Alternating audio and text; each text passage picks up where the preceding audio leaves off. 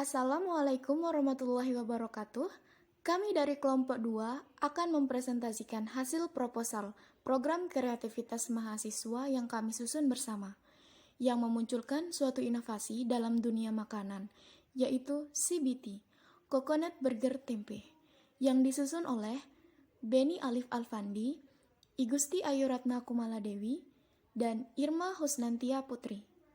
Di zaman yang modern ini, inovasi di dunia makanan terus bermunculan. Salah satunya, makanan cepat saji. Makanan cepat saji berasal dari negara barat yang banyak mengandung lemak dan kalori.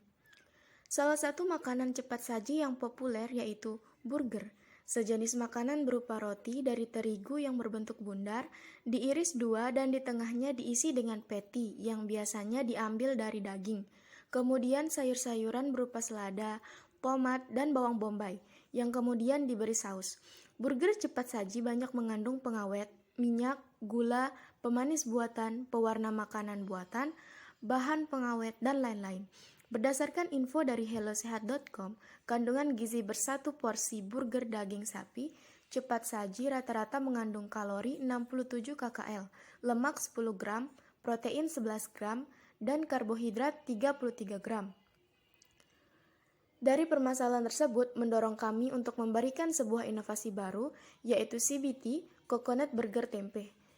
CBT merupakan burger yang dikombinasikan dengan tepung kelapa sebagai bahan pengganti terigu dalam rotinya, dengan isian sayur-sayuran seperti selada, tomat, dan bawang bombay, serta tempe sebagai pengganti daging sapi karena lebih kaya nutrisi dan rendah garam. Kandungan tepung kelapa sendiri yaitu diperoleh kadar air 0,33%, kadar serat 37,1%, kadar lemak 12%, dan kadar protein 4,12%. Terbukti bahwa tepung kelapa kaya akan serat, sedangkan kandungan kedelai yang diolah menjadi tempe yaitu protein 14 gram, lemak 7,7 gram, karbohidrat 9,1 gram, serat 1,4 gram, kalsium 517 mg, natrium 7 gram, dan fosfor 202 mg. Mengingat Indonesia merupakan negara yang memiliki potensi kelapa serta kedelai yang besar, dapat dimanfaatkan untuk mendukung inovasi tersebut. Salah satunya, daerah penghasil kelapa dan kedelai berada di Pulau Lombok, Nusa Tenggara Barat. Dibuktikan dengan data dari Jurnal Warta Desa atau JWD, daerah penghasil kelapa terbesar yaitu berada di Desa Korleko, Kecamatan Labuan Aji, Kabupaten Lombok Timur. Sayangnya, potensi tersebut belum dimanfaatkan secara optimal. Kemudian dikutip dari Jurnal Agribisnis dan Ilmu Sosial Ekonomi Pertanian 2020, salah satu kawasan sentra produksi kedelai di Provinsi Nusa Tenggara Barat adalah Kabupaten Lombok Tengah dengan luas areal 12.036 hektar. Prioritas masalahnya, yang pertama, apakah CBT dapat bersaing dengan baik di pasaran? Kedua, bagaimanakah prospek usaha CBT hingga ke depannya? Ketiga, bagaimanakah strategi pemasaran CBT kepada masyarakat? Keempat, apakah CBT dapat diterima oleh masyarakat luas? Manfaat, yaitu membuka peluang usaha bagi masyarakat untuk meningkatkan dan memperbaiki perekonomian. Kedua, memanfaatkan potensi sumber daya alam sekitar dengan baik, seperti ampas kelapa dan tanaman kedelai. Dan yang ketiga, menghasilkan inovasi baru dalam bidang makanan yang bermanfaat bagi kesehatan. Luaran yang diharapkan yaitu membangun suatu usaha berupa produk CBT yang bermanfaat dalam segi kesehatan. Kedua, membentuk masyarakat yang berjiwa kewirausahaan. Ketiga, laporan kemajuan. Keempat, laporan akhir. Kelima, artikel ilmiah yang akan dipublikasikan melalui jurnal. Dan produksi produk. Selanjutnya yaitu gambaran umum rencana usaha. Yang pertama yaitu keunikan produk. CBT adalah sebuah inovasi kuliner burger dengan bahan yang sedikit berbeda pada bagian pelapis dan isiannya. Pada bagian pelapis, biasanya menggunakan roti yang terbuat dari tepung terigu. Akan tetapi, dalam inovasi yang kami berikan diganti menggunakan roti berbahan dasar tepung kelapa. Kemudian, untuk isian patty atau dagingnya diganti dengan tempe yang rasa dan bentuknya seperti daging sapi. Hal tersebut menjadi salah satu keunikan makanan ini karena mengandung banyak nutrisi. Selain itu, terdapat beberapa keunikan lainnya dari CBT. Yang pertama, aman untuk dikonsumsi bagi semua kalangan dan juga baik bagi kesehatan karena terdapat berbagai kandungan gizi di dalamnya, seperti serat, protein, karbohidrat, kalsium, dan lain sebagainya. Yang kedua, harga yang ditawarkan terjangkau, tidak mengganggu program diet jika sering dikonsumsi, proses produksinya higienis, dan yang terakhir kemasan yang unik. Selanjutnya ada pangsa pasar. CBT selain enak rasanya, makanan ini juga digemari banyak orang, terutama di kalangan remaja seperti pelajar dan mahasiswa. Selain itu memiliki banyak manfaat bagi kesehatan. Oleh karena itu, target pasar kami adalah semua kalangan, akan tetapi kami memprioritaskan pemasarannya di kalangan muda. Maka lokasi outlet yang hendak kami tentukan yaitu berdekatan dengan tempat keramaian yang sering dilalui atau dikunjungi banyak orang. Selanjutnya yaitu lokasi usaha. Lokasi usaha merupakan suatu hal yang sangat penting dan sangat berpengaruh untuk berkembang atau tidaknya suatu usaha nanti. Dalam menentukan lokasi usaha, berikut ini adalah beberapa hal yang kami pertimbangkan. Yang pertama, lokasi usaha strategis berdekatan dengan keramaian dan merupakan pusat usaha kuliner di malam hari.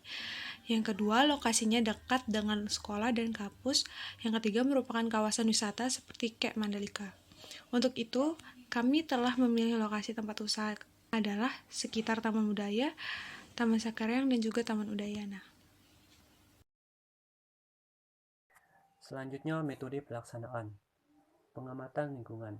Sebagai awal dari pendirian suatu usaha, hal yang pertama dilakukan adalah melakukan pengamatan langsung terhadap lingkungan sekitar kita. Tujuan dari dilakukannya pengamatan lingkungan sekitar adalah untuk mencari peluang usaha yang sekiranya nanti bisa berkembang dengan baik ke depannya. Dari hasil pengamatan di lingkungan sekitar, didapatkan bahwa masyarakat terutama mahasiswa, remaja, dan anak-anak di lingkungan sekitar tempat tinggal kami sangat gemar mengkonsumsi makanan cepat saji.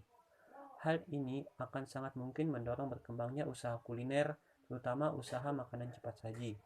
Oleh karena itu, kami mencoba untuk membuat suatu usaha kuliner, yaitu usaha CBT, Coconut Burger Tempe. Pembuatan planning usaha atau perencanaan usaha. Langkah selanjutnya setelah mendapatkan ide untuk mendirikan suatu usaha adalah membuat planning usaha. Di dalam planning usaha ini dijelaskan tentang latar belakang usaha, jenis usaha, lokasi usaha, strategi pemasaran, jadwal kegiatan, sumber dana, estimasi biaya yang diperlukan, penerimaan dan keuntungan yang akan didapatkan. Di samping itu juga dicantumkan analisa kelayakan usaha yang akan kami jalankan. Selanjutnya, strategi pemasaran. Yang pertama, membuat CBT dengan berbagai macam varian. Hal ini dimaksudkan untuk membagikan keleluasan kepada konsumen untuk bisa memilih rasa yang mereka sukai. Yang kedua, menjual produk dengan harga yang terjangkau oleh mahasiswa, remaja, dan anak-anak. Yang ketiga, menyebarkan brosur yang berisikan tentang keunikan, keunggulan, serta manfaat produk. Yang keempat, menawarkan produk via online dan offline kepada remaja, anak-anak, ataupun teman kuliah. Persiapan usaha. Persiapan usaha yang dimaksud di sini adalah mempersiapkan segala peralatan yang dibutuhkan untuk memulai usaha CBT ini. Termasuk di dalamnya adalah bagaimana merancang media promosi yang akan digunakan. Yang terakhir, memulai usaha. Setelah semua persiapan di atas dilakukan dengan baik, barulah usaha CBT ini bisa dimulai. Anggaran biaya. Yang pertama, peralatan penunjang. Biaya yang dikeluarkan sebesar 1 juta rupiah. Kemudian, bahan habis pakai. Biaya yang dikeluarkan sebesar 4 juta rupiah. Dan lain-lain. Biaya yang dikeluarkan sebesar 1.280.000 rupiah. Dengan total jumlah sebesar 6.280.000 rupiah. Adapun jadwal kegiatannya meliputi: pertama, survei bahan baku dilakukan pada minggu pertama, kemudian persiapan alat dan bahan dilakukan pada minggu kedua, Ketiga, produksi, promosi, dan pemasaran dilakukan pada minggu ketiga. Keempat, monitoring dan evaluasi dilakukan pada minggu keempat. Dan terakhir, penyusunan laporan akhir dilakukan pada minggu kelima. Sekian dari presentasi kelompok kami. Terima kasih.